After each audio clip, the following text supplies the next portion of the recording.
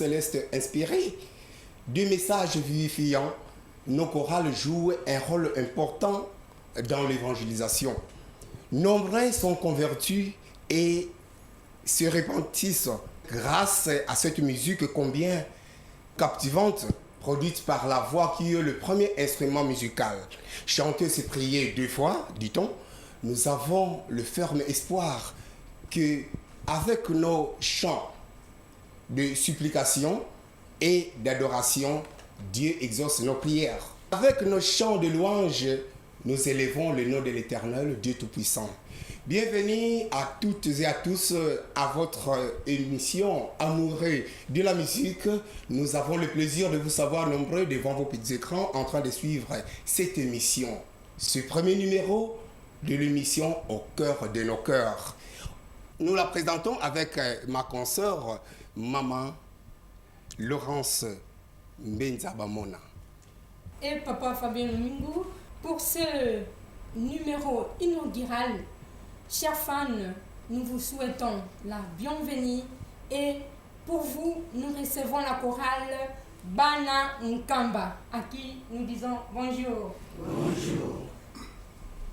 Nous allons savourer la belle musique, la voix des anges. À toi, papa Fabien, bonjour. Bonjour, maman Laurence. Aujourd'hui, nous recevons la grande chorale. Cette chorale qui a vu naître un certain jour et qui tend vers son 40e anniversaire dans bientôt. Et nous disons une fois de plus à cette grande chorale, bienvenue et bonjour une fois de plus. Bonjour. Et nous vous plongeons dans l'ambiance de cette émission avec ce bel cantique. Tukifanya Musa Lukiase wa uvo twatambula kyo vuvukyandi munangeye kena buwade kwa wansandilampe wizado okundi kuyo yandiko tukivana Musa Lukiase wa uvo twatambula kyo vuvukyandi munangeye kena buwabye kwa wansandilampe wizado okundi kuyo yandiko telama telama telama wizado wizado okundi kuyo yandiko telama telama telama wizado wizado okundi kuyo yandiko salukyandi salukyandi salukyandi ngeye kundi fwetisaryo songetemo songetemo munza ayayi kuyo yandiko salukyandi salukyandi salukyandi ngeye kundi fwetisaryo songetemo songetemo wizado okundi kuyo yandiko. Sur ce plateau, nous avons les dirigeants, les chantres, ceux qui encadrent la grande chorale de Bana Nkamba. Et nous avons un intervenant principal au nom du papa Daniel Luindula. Papa Daniel, bonjour. Bonjour. La chorale Bana Nkamba, pouvez-vous nous dire comment ça a commencé, soit la genèse ou la préhistoire de cette chorale. Okoye Bisabiso, Oye Bisaba, téléspectateur Nabiso. Merci, papa journaliste. La terre était informe et vide. Ça, je commence par là. Cette chorale Banankamba a eu un début. Le début, c'est quoi?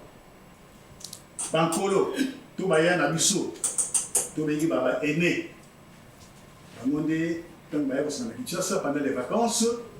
Bamonde qui était Malamu, Biso, Totanga Nkamba, Tosangana, Mpoete, Tono Botalaka, Papa Nabiso. Papa qui sont lequel na papa Daniel. Donc, groupe Adiboso, Basanganaka, et qui le Asaeka. Avec la association des anciens élèves d'un Kamba.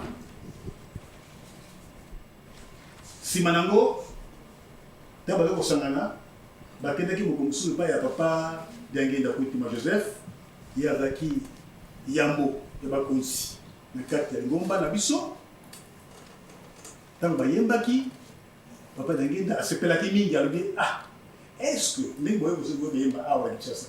Beaucoup de voyez maintenant dans Nkamba. Il y a solo Ndimi Yango.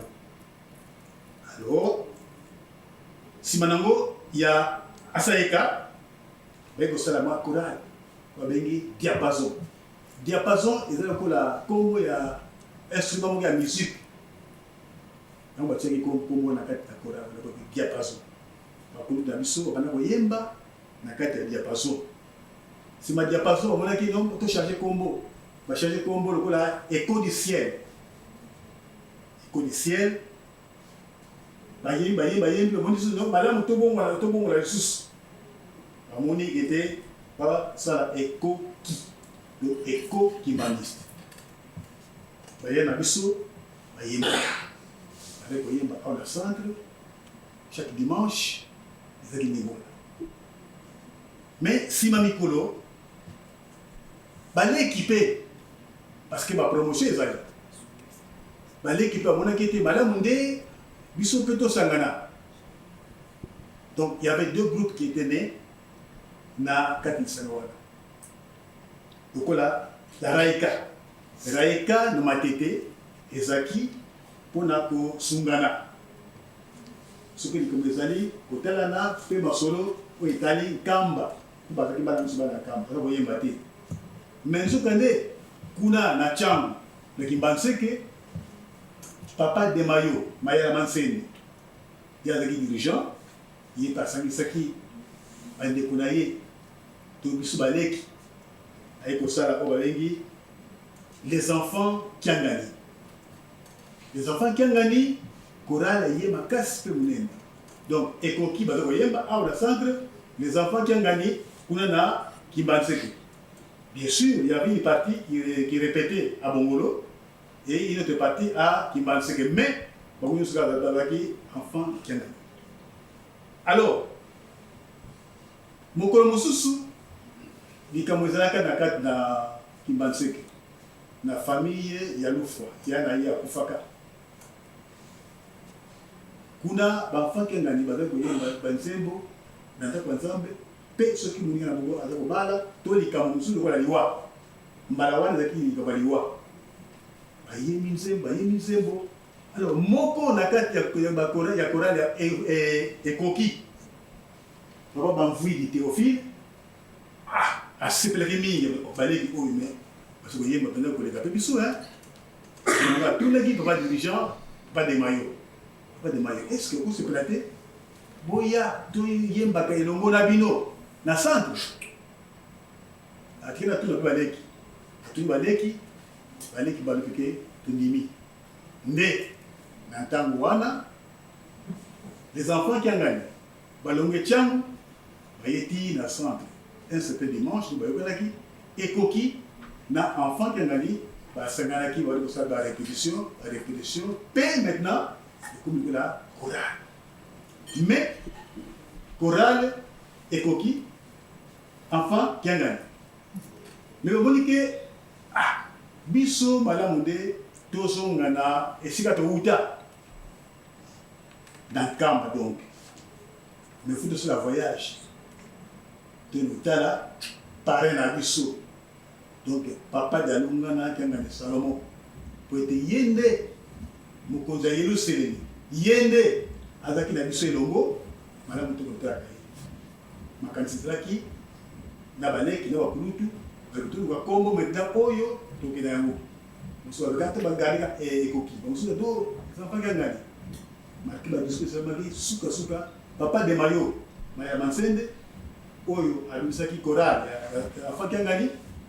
Ah, Nana Moni, et surtout, comme la banane en Kamba. Finalement, on a été à banane en Kamba, oui, c'est quand même normal parce que ils sont tous en Kamba. Puis une Kamba, ça signifie que Makabébélé, Nakakarinomba, puis Nakakabissou. Alors, Combo, il y a banane en Kamba, il a été adopté. Après l'adoption, maintenant, on dit que non, maintenant, il faut voyager. Papa, Dani, merci. Merci. Qui est le président à Lombango. Donc, pour la Bandeko Balandi va comprendre que Botama ya Choral Oyo, ils allaient suite, il y a Masanga, Oya Mike, Oyo. Le groupe, on va puis, Basanga qui, pour épée sa naissance, na Choral, il y a Banankamba. Donc, Asaïka, n'est-ce pas, Ningolobi Ango, et Diapason, Écho du ciel, Ekoki, et Raïka, l'association Bazaki na Matetewa, les assistance. Les enfants qui en gagnent. Et les enfants qui en gagnent. Donc, on des alliés jeunesse. Tu vois que la préhistoire de Choral, Banaka. Papa, c'est ça? Oui. Alors, ce que tu es, pour te Banankamba et Botama, les lots n'engue bozali na appellation de Banankamba et où tu vas. Tango et Koki, na enfant qui a gagné. Parce que nanaki, on va dire que Yemba peut adopter Combo Yabana Kamba, Banatango premier pas islamique. Aussi, les canissi étaient Madame Tokina Kamba. Là, il y a le 25 mai. Bayaya, Nomaleki, le Sangani, tout comme le Choral est Moko Bana Kamba. S'il vous plaît, Papa Dani, Oui, non. est-ce qu'il y a quelqu'un qui peut s'abiser du sous comme pour n'aller qui comme mon côté qui a papa ou la bas qui est est-ce que tu peux copier ça mon choral ban en temps parti comme la tata Et papa de Mayu, donc Mayala Manseni. C'était un nom très très connu. Et Maman Laurent, c'est Papa de Mayo, vraiment, si tu sais aucun en Kamba, comme Papa de Mayo, il va na kata lingomba, les lois azalité tout le monde.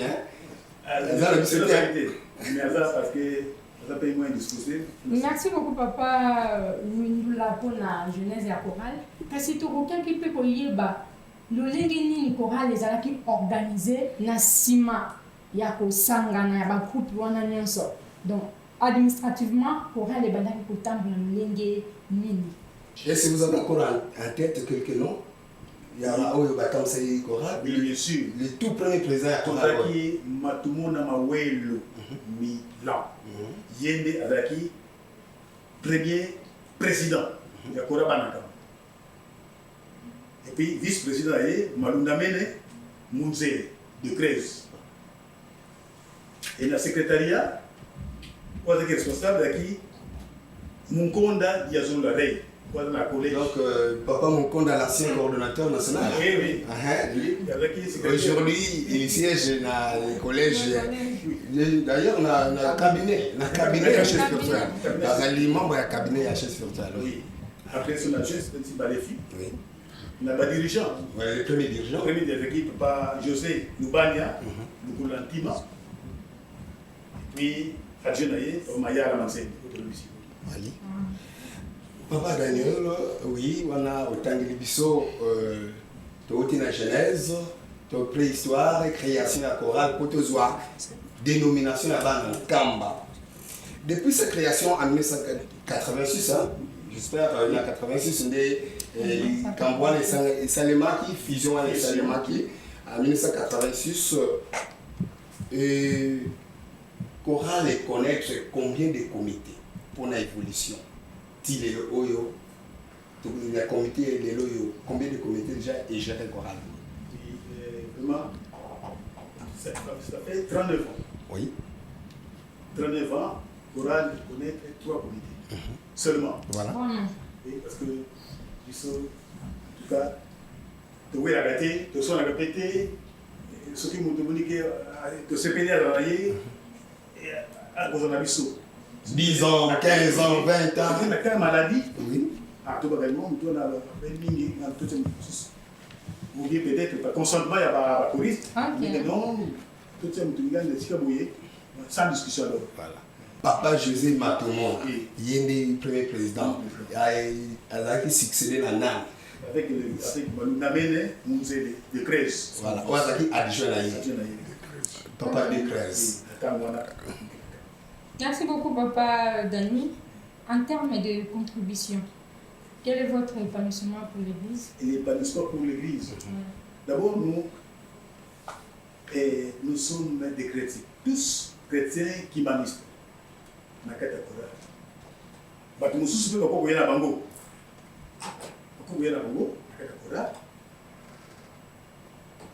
pas seulement les enfants venant des Kamba, mais qui étudient en Kamba, mais on dit surtout bako koyela yena kati na koral bana Kamba. Kaso akoti kuna ala na lenge oyo ezaka kati obeko ya ngomba.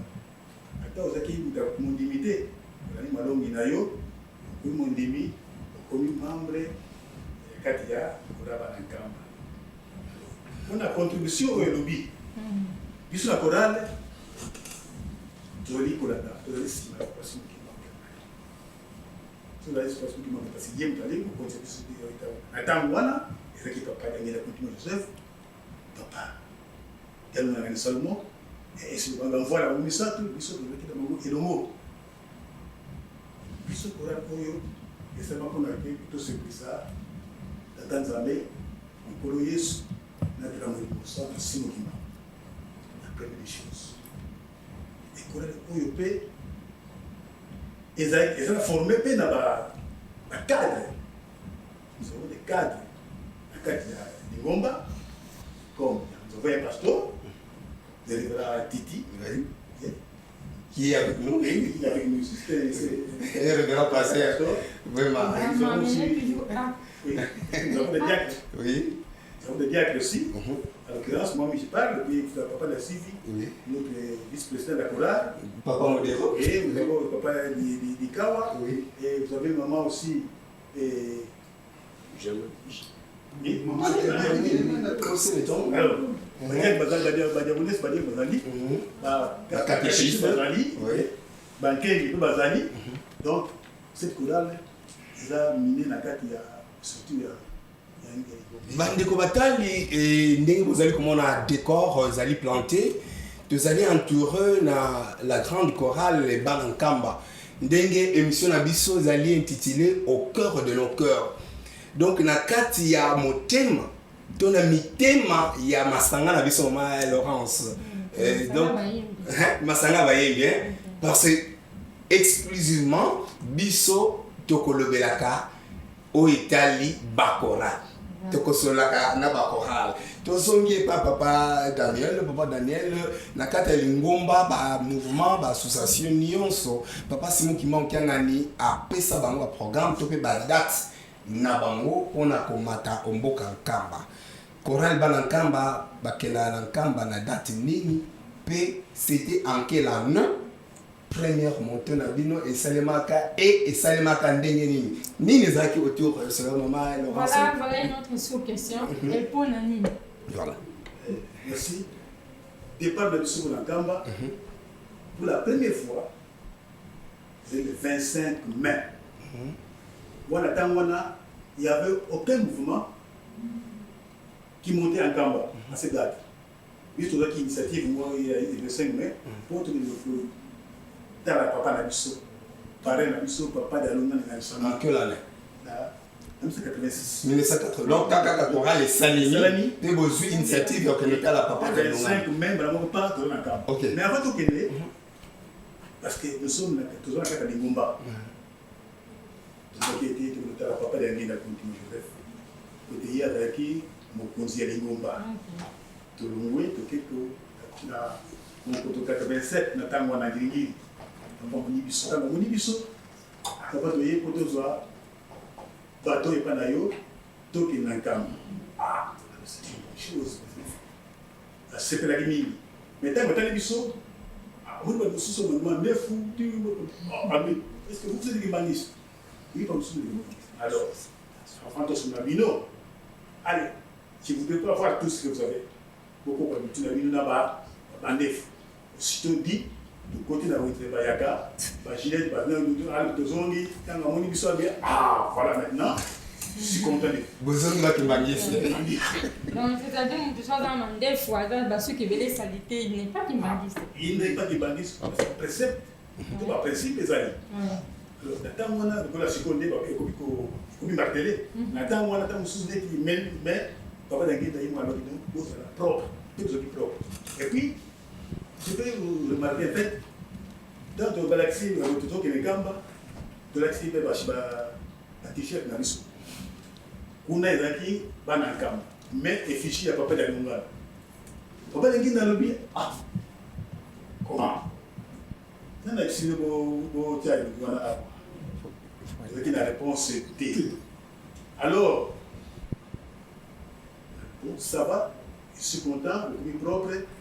Mais tant que vous savez, les Kamwana, au monde n'a gagne. Merci papa. Alors je vous autorise maintenant d'aller. D'ailleurs, vous avez dévancé l'événement. Hein? Dévancé l'événement. Un peu pas. Et ça, le programme, mais binondé pour ça, Liboso. Cela veut dire que les montées en Kamba, c'est qu'on a dans le Kamba. Le montée, la date, c'est le 25 mai. Ok. Qui est devenu aujourd'hui la date célébrée au sein de l'église kimbaliste, date et la nativité, la Noël. Donc c'est pourquoi papa Dengue Nalobaki pour dévancer événement. Voilà. Après cela.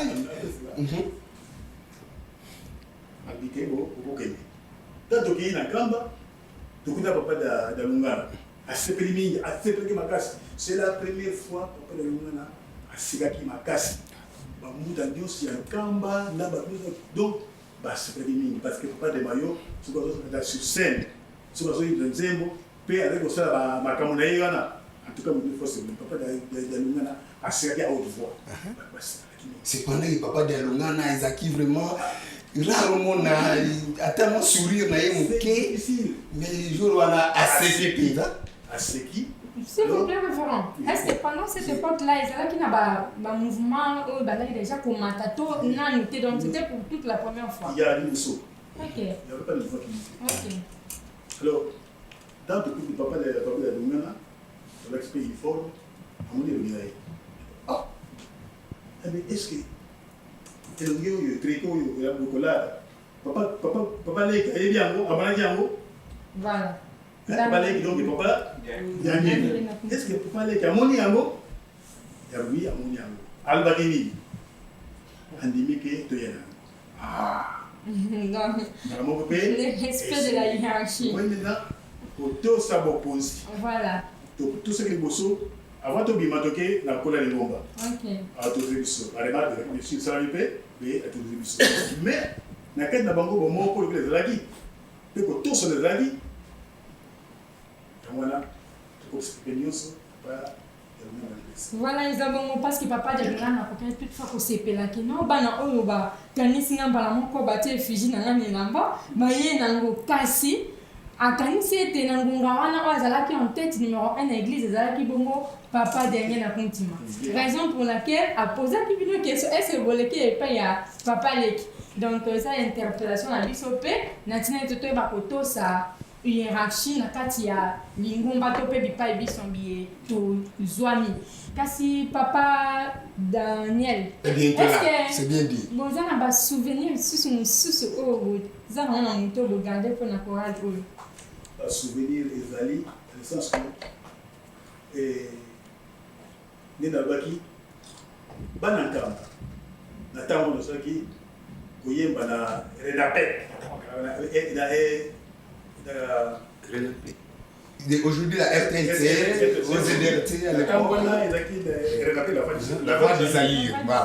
Alors, Coran, quand vous Koyemba, qui aura des dirigeants. Ok. À l'occasion, il va quitter à Dominical.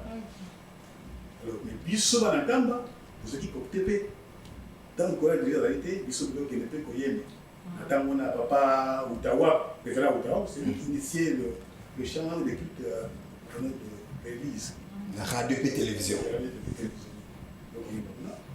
Et puis, c'est la chorale aussi. Par exemple, la chorale, où il papa Langenda. Soit qui, vous voyez, dans l'église, la chorale dans la Kamba, il y a qui a Souka, où il y a Sinaki.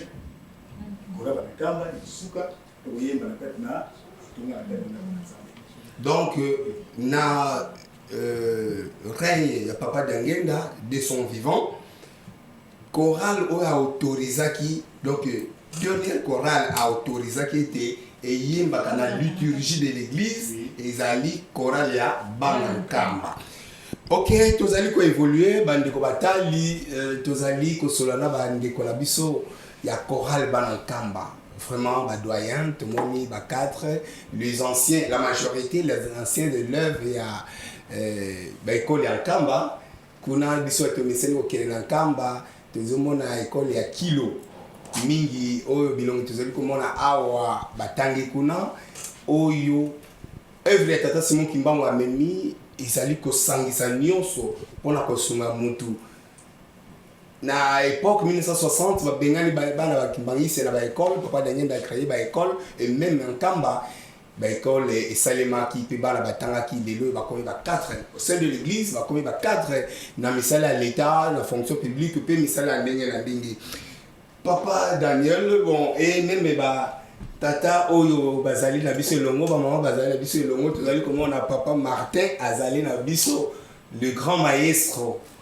Ceux qui va caméraman, va papa Martin Dikawa, vous êtes le dirigeant et à chorale, maestro, source, la source de vos cantiques.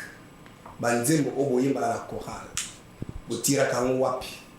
vous avez vos propres inspirés au sein de la chorale ou bien banzembo oyemba la chorale mususu ndebinope bo interpréter. Papa Martin. Nabanzi papa Loyindula dit toujours là, après cet éclaircissement, à peine à l'objet que Bisso, tozali la discipline, ya Golanda, au Lingomba, bongisa déjà pour la bonne marche, ya Chorale la Bisso. Pour la Banzembo, la Katia Chorale va inspirer Bazali. Les grands inspirés, Ezali, Dengue, Papa, Aoutukoloba, Ezali, Papa Maya, Matsende, Demayo. Mais en dehors, il y a un peu Moko Azali. Kolongo va inspirer, on va dire la Katia Chorale Banankamba, Totali Lingomba, donc tout ça là, Totalaka Kaka Chorale de Bisso. La dirigeant, tout ça là, Bazembo Pele, où il n'était pas ya, la Bisso, la Chorale de dirigeant. Tali, kuna na jeteki un peu par tout ce Tali. Tout le monde qui est Zembo, et c'est Bisso, ça la forme ya bien. Alors, tout à l'heure, pour rejoindre Zembo, pour se donner ils regardent la tête, tout se limiter à niveau peut-être à Chorale Banankamba, tout à l'heure va inspirer à Chorale Banankamba, jamais. Donc, on a pour les athées. Il y a pour les athées. Si tu es allé répondre à style, il y a Chorale Bisso, tout à l'heure, la forme, de tout à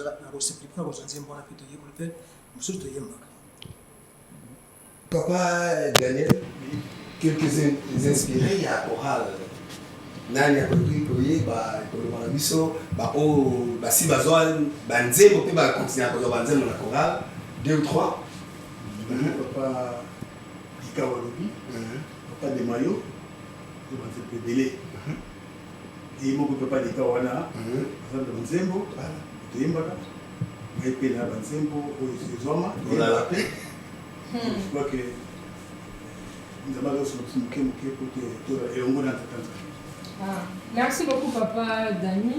Nous avons appelé Binwana Bozali pour évoluer. Aussi, nous sommes makasi penza. Bozanda qui s'appelle Kolanda Natina et Bipa Biso de Tozami. Tout ça, mon sala, le lengue et sengeli. Kasi Tozali, comme on a presque, nous allons na ba âge moko eza penza déjà avancé. Est-ce que biso na ba âge na biso to ba omusu bazali na se bakoki adhérer na kati ya chorale ya bana nkamba te mpona kokita na mosala moye bino bozali kosala? Vraiment, c'est très bien une bonne question. La chorale bana nkamba avali ouvert. D'ailleurs, maman posait peut-être itamani. Pour son ayete banda to balek na biso ba ya elongo parce que banda ni bato na nkamba. Maintenant, peut-être par semaine ici là. Je vous mets en Europe, Boya, Pouete, Chorale Oyo, Bissou Bogeni. Lobby, nous allons susciter. Cette chorale ne peut pas se perdre comme les autres chorales. Nous voulons que la chorale puisse la pérenniser. Tant Nyoso, Ban Nkamba, comme Nkamba, et Kubungate, voilà, donc Nkamba écoute Kalibela, chorale à Ban Nkamba et exister kaka tant que Lingomba ezali na kati na mokili oyo. Tant que bana bazotanga kaka na Nkamba. Donc c'est le fond choral oyo ezala kaka. Même après na Nkamba te, même l'école oyo. Les écoles qui m'animent. Quand ils nous entendent chanter, to bengi ba mutu bana baya, tout est d'accord. Parce que si nous sommes un grand nombre, une cinquantaine ou une centaine, ça sera pour mieux. Ok, merci beaucoup. Ça sera encore mieux parce que chorale bana nkamba pareil na bango papa dialunga na kiangani Salomon Kolo Yesu. Oh ya na mbala mibale tozali kosenga lisusu na réalisation va proposer lisusu un morceau de musique exécuté par la chorale bana nkamba. Cette fois-ci to sengi mfumu Yesu watukudidi Wutukidi. Ok. Oh là là. Mfumu Yesu Wutukidi. Réalisation. Mokili Mozangi kimya nani akopesa kimya na mokili mokili motongi na bato na mayele bona nini bakoki kopesa kimya te bososola monene ya Nzambe mayele ya Nzambe zali ya moto te mokili mozangi kimya nani akopesa kimya na mokili mokili motongi na bato na mayele bona nini bakoki kopesa kimya te bososola monene ya Nzambe mayele ya Nzambe zali ya moto te Nzambe kaka akopesa kimya ye mokeli wa biloko biso sukisa akosukisa mayele nyonso ya mokili nguya ya Nzambe ekomonana mokili mokozwa kimya. Merci réalisation na loyembo obosi ko pesa biso tozali kokoba tozali ko kende na suka ya émission na biso une surprise banankamba na ebité soki vraiment banankamba bayembaka banzembo o bayembaka ezakaka na mutu ndenge ka banankamba bovandi wana bozoyembela biso nzembo wana mois de juillet août 2024 tozaki na Nkamba papa Mfumambanza papa André Mbenza Kiangani abengisaki chorale bana Nkamba et papa Simon Kimba Kiangani azaki na message à kopesa toyebaki mokolo kopesa message yango te nzokande ezaki prévu apesa message le 16 août 2024 ces jours-là culte et kotakate carnaval le Bosso à résidence et Mans Masuki qui le Bosso à résidence j'espère que vous allez koyeba nzembo wana soki bokoki koyembela biso wana papa déjà ovanda kaka wana okovanda wana chorale bana nkamba totala soki solo penza boyembaka bosalaka répétition omingi kati na bino boyebaka teki toya kotala bino bokimaka répétition bacaméraman caméra na bino epai ya bakoriste ntango bazali koyemba et na suka tokomela kotala message nini eza na kati ya nzembo wana. Chorale à vous. Savez-vous ce qu'il y a un? Savez-vous ce qu'il y a un? Il y a un seul Dieu qui règne dans les cieux. Savez-vous ce qu'il y a deux? Savez-vous ce qu'il y a deux? Il y a deux testaments, l'Ancien et le Nouveau. Il y a un seul Dieu qui règne dans les cieux. Savez-vous ce qu'il y a trois? Savez-vous ce qu'il y a trois? Il y a trois personnes en Dieu. Il y a deux testaments, l'Ancien et le Nouveau. Il y a un seul Dieu qui règne dans les cieux. Savez-vous ce qu'il y a quatre? Savez-vous ce qu'il y a quatre? Il y a quatre évangélistes, il y a trois personnes en Dieu. Il y a deux testaments, l'Ancien et le Nouveau. Il y a un seul Dieu qui règne dans les cieux. Savez-vous ce qu'il y a cinq? Savez-vous ce qu'il y a cinq? Il y a cinq commandements de l'Église, il y a quatre évangélistes, il y a trois personnes en Dieu, il y a deux testaments, l'Ancien et le Nouveau. Il y a un seul Dieu qui règne dans les cieux. Savez-vous ce qu'il y a six? Savez-vous ce qu'il y a six? Il y a 6 jours de travail, il y a 5 commandements de l'Église, il y a 4 évangélistes, il y a 3 personnes en Dieu, il y a 2 testaments, l'Ancien et le Nouveau.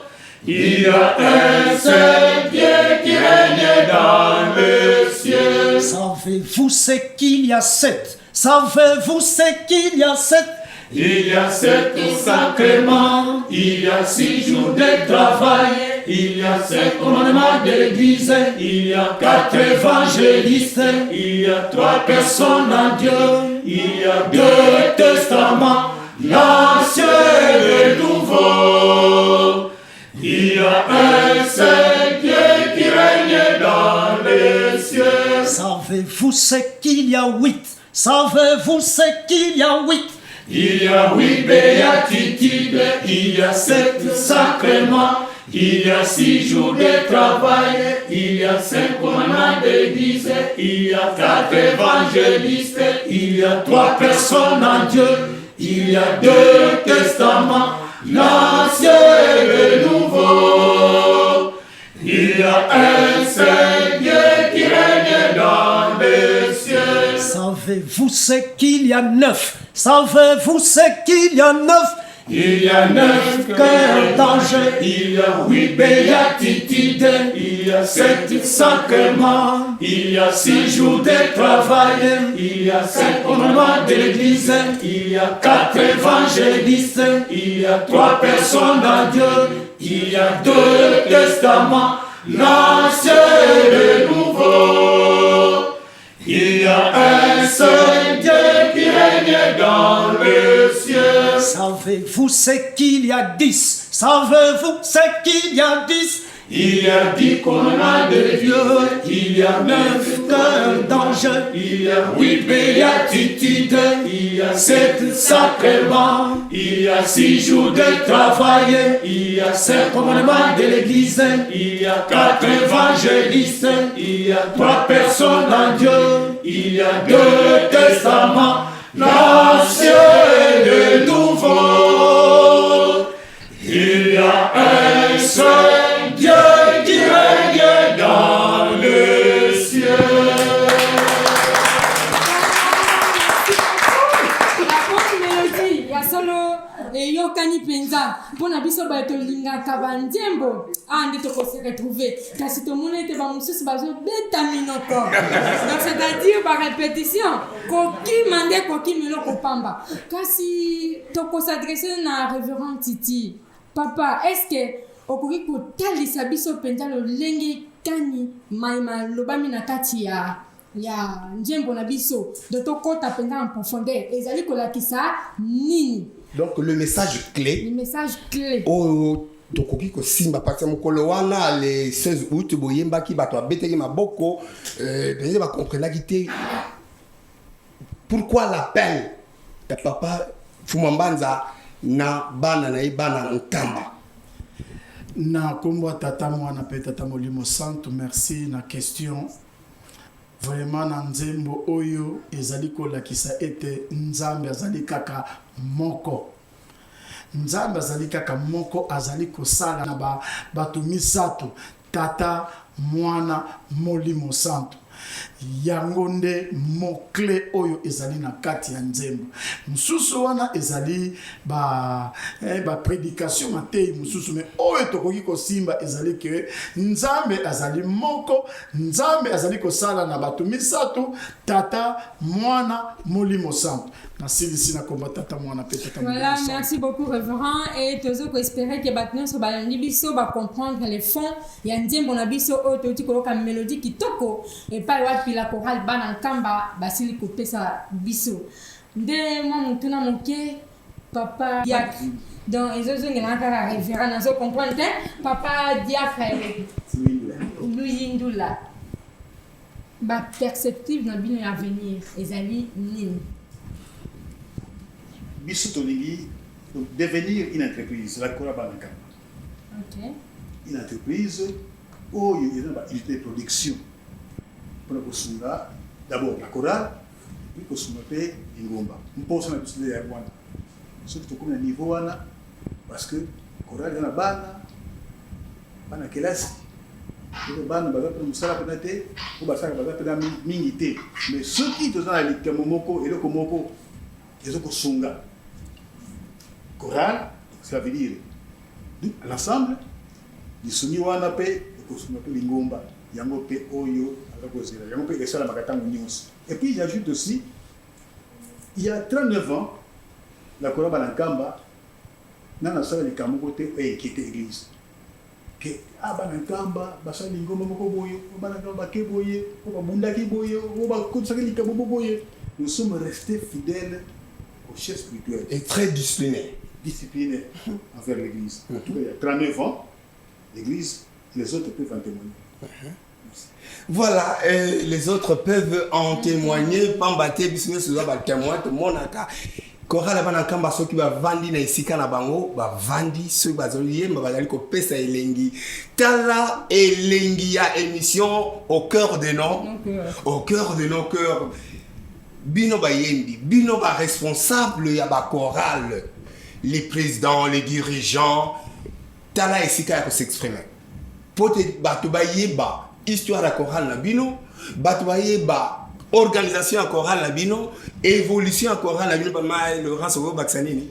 Voilà, batupé ba ye ba nino esengeli ba sala po chorale et mata parce que tozala kana te kaka poto kende kaka ko beta bato ko yemba kaka ya pamba mais il faut tout monde ka loin parce que papa azana posa bato baso ko pesa maboko na lingomba ko pesa maboko na lingomba ko faire évoluer ba chorale na biso na tinete makambo ezala intact poto pesa papa charge te pour ebele tezozong sa charge de pas tata mokonzi abule njoka nde biso moko esengeli to s'organiser na tinete makambo na biso esale malolenge esengeli nzambe tokopesa eka rapport papa to sali boye tozongisi boye ya solo akosepela na biso.